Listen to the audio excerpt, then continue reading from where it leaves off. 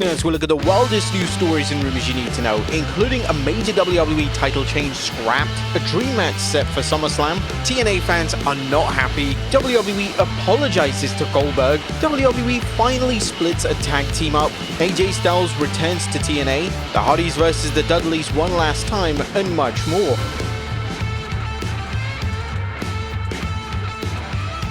Our first story looks at a major WWE title change scrapped.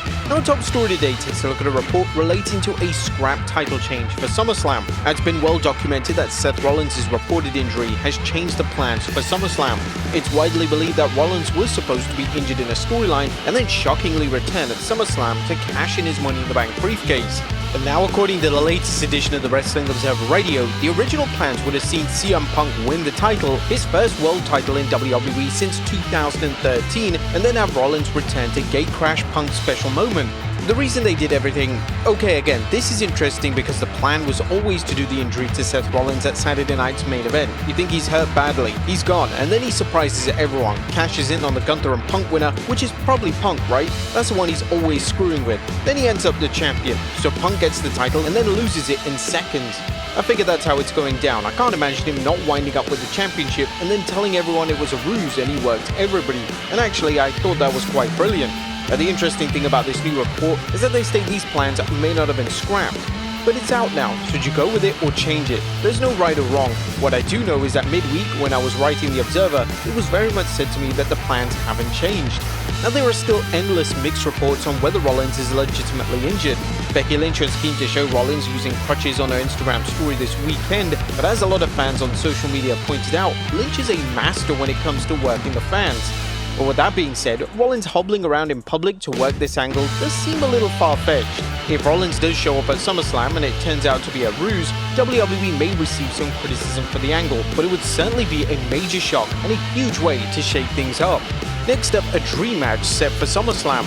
The SummerSlam card is now taking shape, and according to The Observer, Roman Reigns is going to collide 1v1 with Bron Breakker on the show. A Roman vs Breakker is a clear number 3 match, but still a major one. If night 1 looks weaker, maybe you need to anchor it with Roman. Now, this is a huge match for WWE to book, and a lot of fans were under the impression that this would be saved for WrestleMania or perhaps even Reigns' retirement match. Based on Raw, it looked like WWE was setting up a tag match, and this tag match would have pitted Reigns and Jey Uso versus Bronson Reed and Bron Breakker. But based on what The Observer is reporting, this isn't planned.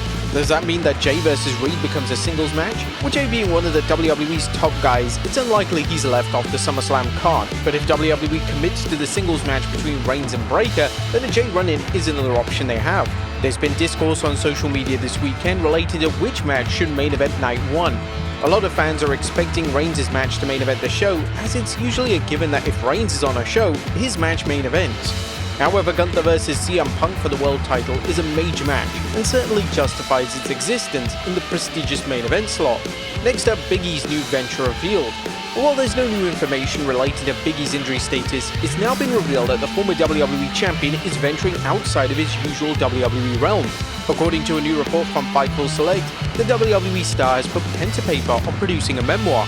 Fightful Select confirmed with Big E's reps that the former WWE champion's memoirs are in the works, with a deal closed last week. The memoir is thus far untitled, but is based in part on Ettore Uen's popular Players Tribunal article Sour. There isn't a planned release date as of yet, but we'll keep you updated as soon as we get more info.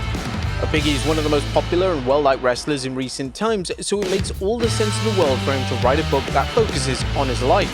Next up, a scary injury at SLAMMIVERSARY. Now, at last night's TNA SLAMMIVERSARY, during the match between Mustafa Ali and Cedric Alexander, Ali took a dive over the top rope on Cedric Alexander. However, he overshot it by a mile, and Ali looked to land right on his head on the outside, grabbing his head right after. Now, this didn't look good, but Mustafa Ali did take to X to mention that he's okay. Appreciate everyone's concern. Unfortunately, I have to pull the curtain back here because the talent ringside was absolutely not responsible for that scary fall in any way, and they're getting all the blame. They did exactly what they were instructed to do. I tried to do a variation of a dive and simply slipped off my opponent. No one to blame but me. I'm all good. Sometimes wrestlers are taking more risks with spots. Sometimes it pays off and sometimes it doesn't, but we're just glad that Mustafa Ali is okay. Next up, Charlotte Flair overwhelmed by fan support.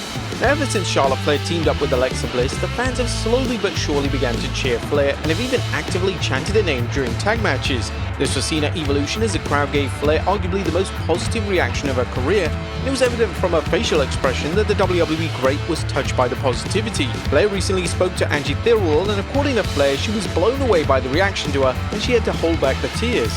I was blown away. Literally, when they started chanting, "We want Charlotte," I was like, y'all chanting for me? I was like, don't tear up on the apron. You've got to run a comeback. I don't know, they made my night. They made my year. They made me feel heard and seen. It's been a hard year. My comeback team come back the way I thought it would. Especially all I thought about the whole time I was gone was returning.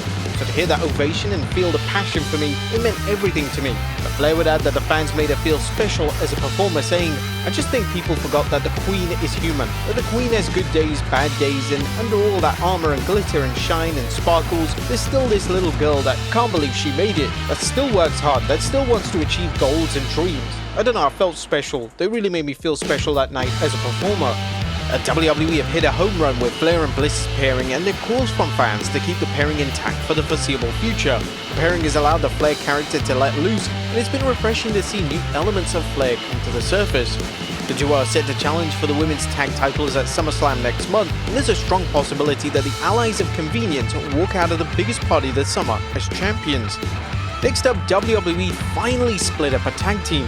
Now, it's become a running joke that A-Town Down Under have been teasing a breakup for what feels like a lifetime. The turn has been teased on TV for over a year now, and it looks like the duo have officially broken up, albeit off screen. On WWE Main Event this week, Austin Theory would come to the ring alone, and when fans on social media clipped footage of the fans in attendance cheering for Theory, Waller commented via X by stating, "Wrestling fans love mediocrity." The WWE devoted so much time to teasing the breakup only to deliver it off screen. This makes zero sense, and quite rightly the comments underneath Waller's post are extremely negative. Fans are asking why they broke up, and they're calling out WWE for ending the storyline without anyone even knowing. This is truly terrible booking from WWE. It's a sign that fans don't need to bother investing in long-term storylines if they can be culminated off screen. WWE obviously sees little to no value in the two as a tag team or solo acts, as they rarely feature on Raw and they're mainly used on Main Event. Austin Theory still has so much potential, and the crowd are getting to him more and more with each passing week. At one stage, Theory looks set to be the next John Cena in WWE, and even pinned Cena at WrestleMania 39. Sadly, the days of Theory potentially being the next big thing are over, but a babyface turn and subsequent run could really show the world what the former US champion is capable of. Next up, WWE apologizes to Goldberg. Goldberg hasn't held back when it comes to his thoughts on the way WWE handled his retirement match. Goldberg is really annoyed with how WWE cut him off during his retirement speech, and now it's been reported via Fightful Select that WWE apologized to the Hall of Famer. Sapp revealed what happened behind the scenes, saying, "I was told that someone within the company apologized to Goldberg for the interview getting cut off as quick as it did." It was also noted that WWE weren't exactly surprised by Goldberg bad-mouthing him, and they expect this to continue once his WWE deal expires. But those that I spoke with were adamant that it was not intentional. It was not an intentional disrespect thing for Goldberg to have his speech cut off. Next up, Hulk Hogan's promotion lands a new home. Hulk Hogan's new American Freestyle Wrestling promotion finally has a streaming partner. The official RAF account, not to be confused with the Royal Air Force, revealed the promotion will stream via Fox Nation as of next month. Ticket sales for the launch are still moving incredibly slow, however the promotion no doubt hopes that the Fox Nation announcement leads to a surge in ticket sales. Next up, AJ Styles returns to TNA. AJ Styles made his grand return to TNA last night at SLAMMIVERSARY, and his return was the definition of wholesome. AJ would return with his iconic TNA theme song, and the main purpose of his appearance was to verbally put over Leon Slater. Whilst AJ didn't get physical during his appearance, this was a fantastic use of one of TNA's biggest homegrown stars. AJ revealed earlier this year that TNA wanted to induct him into their Hall of Fame, and according to AJ, he believed it was disrespectful to go in their Hall of Fame while still a WWE contracted talent. But now that TNA and WWE have a positive working relationship, his stance on it may have changed. Next up, fans aren't happy with TNA SLAMMIVERSARY. But JC Jane is officially taking over the women's division in both NXT and TNA, as last night at SLAMMIVERSARY, Jane defeated Master Slamovich to become Knockouts champion. Now this means that Jane is now both the NXT and Knockouts champion simultaneously. While it's great to see WWE going all in on a new star, there are question marks related to the WWE TNA relationship. Currently, the two top champions in TNA are WWE contracted talent, so some fans, particularly TNA fans, believe that WWE are making the TNA talent look inferior. In fact, TNA fans were so upset that they managed to review bomb Cage Match, giving it a horrendous rating. It seems that most were displeased with the three-way between Trick Williams, Joe Hendry and Mike Santana. Now obviously this rating shouldn't be taken seriously. It seems that TNA fans are angry that not even their own stars are champions right now. And finally, the Hardys versus the Dudleys one last time. Now, final story today takes a look at one of the talking points coming out of TNA SLAMMIVERSARY last night. For the fourth time, the Hardys captured the TNA World Tag Team Championships and they won the belt in a four-way ladder match, and after the match, they would be confronted by their old rival Bully Ray. Ray then proposed a match between the Dudleys and the Hardys for TNA's biggest pay-per-view of the year, Bound for Glory, on October 12th. But the reaction to the announcement has been a little bit mixed. There's a lot of concern that the match could tarnish both teams' legacies, especially with all four wrestlers involved being way past their prime.